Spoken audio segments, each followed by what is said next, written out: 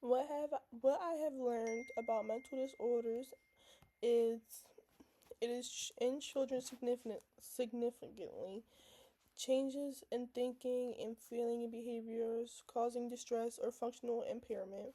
Common conditions I learned about anxiety, ADHD, behavioral disorders like ODD, and depression.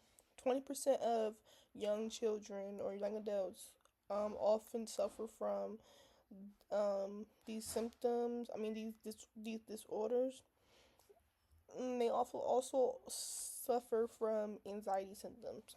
Early identification is crucial and it's very important for children to get treated if they have these mental disorders.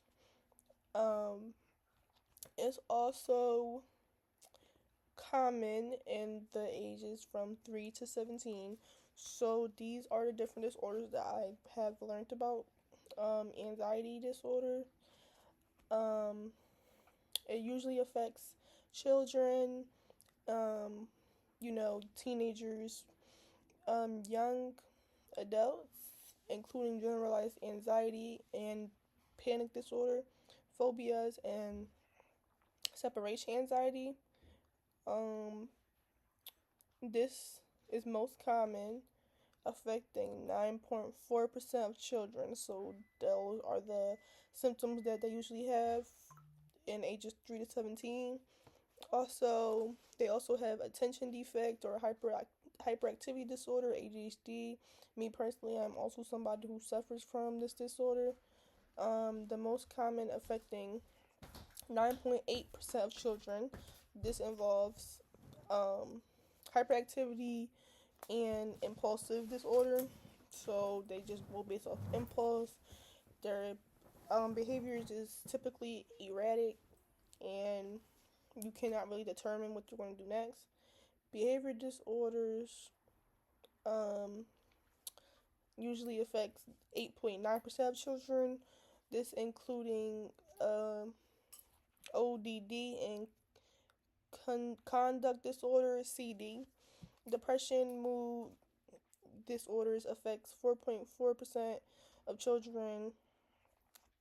4.4% of children, usually up to 15.1% of younger children and not infants or toddlers. So this usually affects ages 12 to 17, so young adults and children. Depression and mood disorders. So usually like depression is really the most common in when starting in your teens, and other disorders that we usually don't talk about commonly is OCD, um, schizophrenia, and PTSD. This is not really common in children or adolescents, but it can be a possibility. These are the signs that you should watch for if you are looking out for if you're looking out for mental illness in your child or adolescent.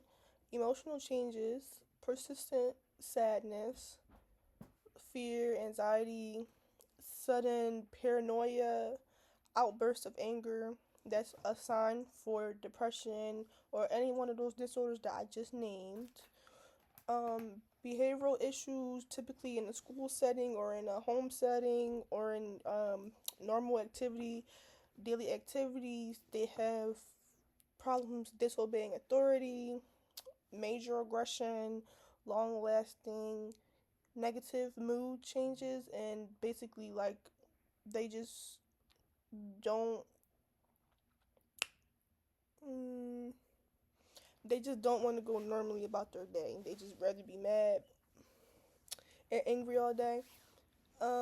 This also you can also tell if your child or adolescent is experiencing mental illness from school performance, like grades, a sudden drop in grades, and increased of avoidance, like in normal activities, like I said previously, and physical symptoms. Usually, if a child experiences mental illness, they have frequent headaches, stomach aches, and there's really no medical cause. They they really just physically feel heaviness in their chest.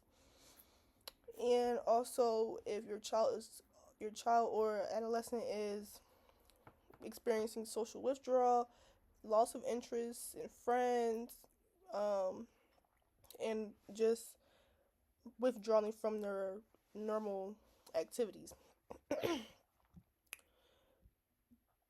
The considerations that we have to consider when addressing these issues is long term and chronic conditions.